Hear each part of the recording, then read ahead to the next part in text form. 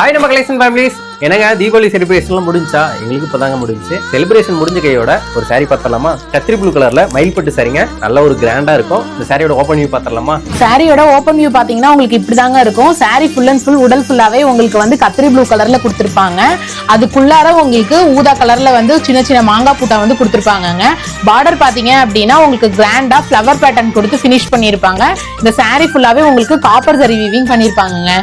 சாரியோட பல்லு பாத்தீங்க அப்படின்னா உங்களுக்கு ஃபுல் அண்ட் ஃபுல் வந்து கிராண்டா ராயல் ப்ளூ கலர்ல கொடுத்து பினிஷ் பண்ணிருப்பாங்க. இதுல ஃபுல்லாவே வந்து காப்பர் ஜரி வீவிங் தான் உங்களுக்கு யூஸ் பண்ணிருப்பாங்க.